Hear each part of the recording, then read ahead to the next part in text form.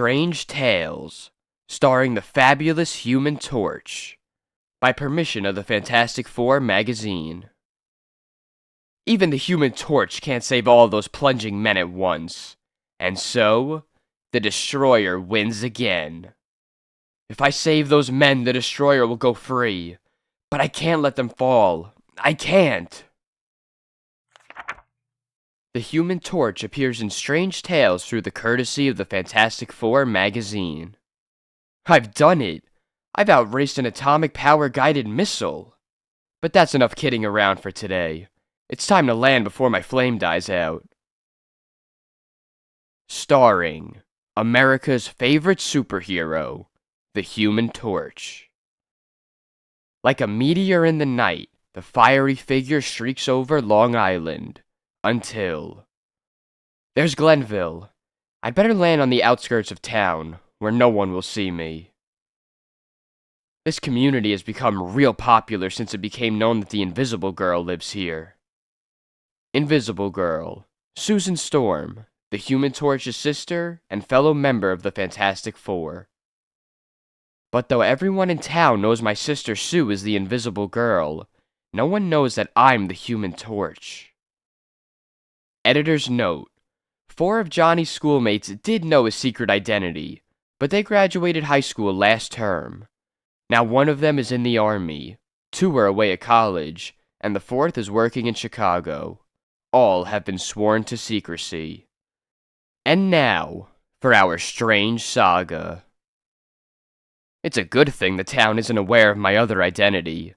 The less publicity I have, the better I like it. After all, I don't get my kicks by being considered a flaming freak. It's a good thing Mr. Fantastic helped me design the asbestos room, in case I have a nightmare and accidentally flame on while I'm asleep. Mr. Fantastic, leader of the Fantastic Four. Asbestos bedspread and carpet, non-combustible furniture, accessories chemically treated, floor, non-combustible, asbestos wallpaper. For the technical-minded reader, we present a detailed layout of Johnny Storm's specially designed bedroom. Corridor leading to stairs. Closet containing Fantastic Four costume and molecular woven clothes. Asbestos bed. Tabletop TV screen which scans all callers. Detailed star charts, undersea maps. Door to corridor. Doorknob insulated against heat. Files containing case histories of super criminals. Storage. Bookcase holds books on controlled pyrotechnics, information on remote areas of world. Hidden alcove. Secret flare gun kept here. Small lab where Torch experiments with chemicals that will help prolong the burning time of his flame. Torch's hobby shop. His hobby is hot rods. Spare parts kept in this room. I wonder what the kids in Glenville would say if they knew that Johnny Storm is actually the Human Torch. For those few readers who are not familiar with the origin of the Human Torch, the following summary may prove helpful. Our flight into space. We never suspected what the results would be. But there was a mishap. We were bombarded by cosmic rays, and then came the crash. Then the change hit us. Sue, my sister, she became invisible. And poor Ben, he turned into the Thing. Ben Grimm, ex-space pilot, mighty member of the Fantastic Four. Reed's body developed the power to stretch. When they call him Mr. Fantastic, they ain't kiddin'. And I turned into a blazing human being. Into a Human Torch. Yes, all of us changed, because of the awesome power of the cosmic rays which had bombarded us. I could fly! But while Johnny Storm relives the legendary origin of the Fantastic Four, let us turn our attention elsewhere in Glenville, where a mysterious figure lurks in the shadows. The amusement park is almost finished. It is time for the Destroyer to strike. On their way to school the following day, Johnny and his friends passed Glenville's newest entertainment site. I can hardly wait till the park opens. Boy, they've got a fun house, a roller coaster, everything. At that moment, in the office of Charles Stanton, publisher of the town's newspaper. This note arrived in the mail today, Mr. Stanton. Construction of the amusement park must stop. If it doesn't, I shall strike. The Destroyer. Ha! It's just a crank note. Probably some nut who's got a thing against people having fun. And so the warning is ignored. The next day. Look! That guy's testing out the roller coaster. Sure, they have to have an expert check it out before they can open it to the public. But suddenly... Oh no! Look! The track broke! The guy will be killed! I must change into the torch and save him. No one else can. But if I flame on, myself, everyone here will learn my secret identity.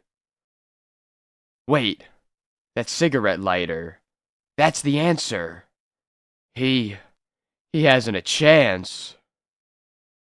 When I first became the torch, I gained the ability to control any flame within a few feet of me.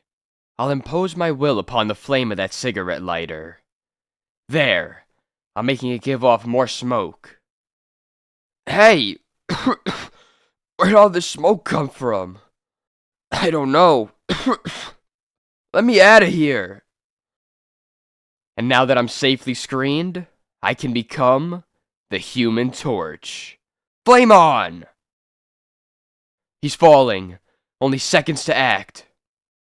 Dousing the flame of his arms, the Human Torch seizes the falling man in midair. Got you. What? How? You'll be okay now, fella. Look! The Human Torch saved him! Can't keep my flame on much longer. I'll land in the smoke area and become Johnny Storm again. At last, the smoke's clearing. I can see again. It must have been caused by the torch, but why'd he do it? Who knows? Search me. Just as he reached the top of the coaster, the track broke, as though it had been cut. But why would anyone sabotage a roller coaster? No reason. It must have just been an accident, probably due to faulty construction. But the following day, at the office of the Glenville Gazette, another crank note. Yesterday I almost killed a man. Unless construction of the amusement park stops, I shall strike again. The Destroyer. Maybe there's something to this. I'd better see the owner of the park. No, there's probably no connection between the accident we had and this crank who calls himself the Destroyer. It must be a coincidence. Well, I just wanted to bring it to your attention. But then, a few days later, those guys sure got guts, testing that parachute jump. They know what they're doing. They're experts. Guess so. Then, suddenly, look! The tower's breaking! The ride will fall. Those men won't have a chance. Another emergency. Another job for the Human Torch. Again, I have just seconds to divert the attention of the crowd so that I can burst into flame unseen. With the speed of thought, the amazing teenager leaps into galvanized action. By limiting my flame to the tip of my finger, I can shoot out controlled pellets of fire. Look! Fireballs in the air! Where did they come from? What's holding them up? Now, while everyone's looking in the other direction, I'll run in here and change into the torch. Flame on! Hey! It's the Human Torch again! He'll save those guys. How? Even he can't grab 5 men at once. He'll have to save 1 or 2, and let the others die. How can he decide who to choose? Holy Hannah! He's using his flame to weld the tower together again. There's nothing that flaming wonder can't do. He's magnificent. By making my flame white hot, I should be able to keep the tower from collapsing. The Human Torch, Part 2. The Flaming Fury Strikes Back. Look! The torch saved the tower! Another few seconds and we'd have been finished. I must change back to Johnny Storm before my pals notice I'm missing. I'll divert the crowd's attention this time by molding a duplicate Human Torch out of my flame. Hey! Look what he's doing! Now I simply will my double to rise in the air. Which one is the real torch? It must be the one that's flying. Yeah, look at him go. Their attention's fixed on my decoy. Now I can safely switch back to Johnny Storm. The torch, he's falling apart. No longer under the mental control, the image soon fades away. That couldn't have been the torch. The real torch is gone. Boy, that was some show, huh, Johnny? It sure was. 2 warning notes followed by 2 near accidents. It can't be just coincidence. Whoever the destroyer is, he's not just a crank. He means business. And a few days later, the local newspaper receives another grim note. The destroyer sent another note to the newspaper. Destroyer challenges the Human Torch to battle. He dares me to meet him alone at a cabin on the outskirts of town. Okay, mister, you've bought yourself a fight. But that night, as Johnny is about to leave for the fateful encounter, I'm glad Sue is out of town. She'd be as nervous as a mother hen. Thing, what are you doing here? I can read, can't I? This destroyer guy is too much for a kid like you to handle. I've come to take your place. I'll meet that creep for you, and pulverize him. No thanks. This is my fight, and I'm not running from it. You stubborn brat. Use your head. I can help you. Look, Thing. The destroyer challenged me, and I'm not gonna chicken out. Pah! I should have known I was wasting my time. Well, go on. Fight the destroyer. It's your funeral. And so, Johnny Storm, as the amazing Human Torch, sets out. There's the cabin. From here on in, I better take it slow and easy. There he is, waiting for me. He must have some trick up his sleeve. Okay, Destroyer, I don't know what powers you've got, but I'm pitting mine against them. Didn't you hear me? I said I'm accepting your challenge. Come on, stand up and face me. Okay then, What? He's only a dummy. And at that moment, the torch unwittingly trips an electric I-beam. Now what? I've walked into a trap. That beam triggered this liquid foam. It's dousing my flame. Ha! Without his flame, the torch is powerless. My trap worked. Now all I have to do is rush in and finish him off. But before the destroyer can act, teenagers, coming this way. Blast the luck. Mustn't let them find me. Here come some kids. They might have seen me enter Here's the Torch. I'd better think fast. Hey, fellas, which way did the torch run? I don't know. We didn't see him leave. Did you see him? Yes. I spotted him in the woods and followed him to the cabin. I wanted to discover his real identity, but he got away. Nuts. Someday we'll find out who he really is.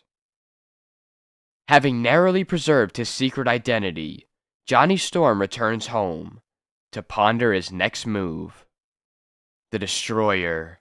I've got to figure out who he is, and why he'll do anything to wreck the amusement park. If only I had a... Wait a minute. I do have a clue. The destroyer tried to wreck only the tall amusements. Why? Why didn't he sabotage the Ferris wheel or the merry-go-round? And a moment later, atop the roller coaster, the Human Torch finds his answer. So that's it. My hunch was right. A commie sub. Look, comrade! The Yankee Man of Fire has seen us! Submerge! They've gone under, but I'll make it too hot for them to remain there. Flying low over the water, the torch's flame causes it to boil. So hot. I can hardly breathe. I can't take any more. We must surface. Our intelligence was right. There's the commie sub. We've been after these jokers for a long time. If we hadn't spotted them by the light of the torch's flame, they might still be free. And now for the leader of the Red Spies. There he is, the commie's contact man, the Destroyer. Get him! Yes, it is I, but you'll never take me alive.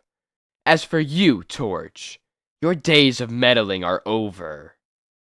That's what you think, mister. My gun! It's melting! Charles Stanton, publisher of the town's newspaper. I can hardly believe it. He almost fooled everyone. He even sent those warning notes to himself so no one would suspect him of being the destroyer.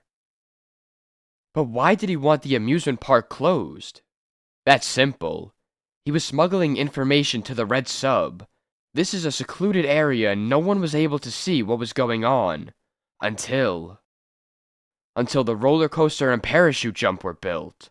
From up there, anyone could see the sub surfacing at Stanton's private beach.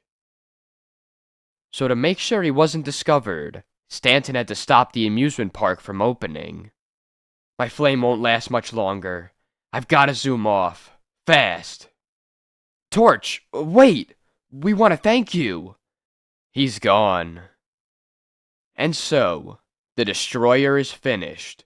But for the Human Torch, there will be another gripping adventure in the next issue of Strange Tales. The end.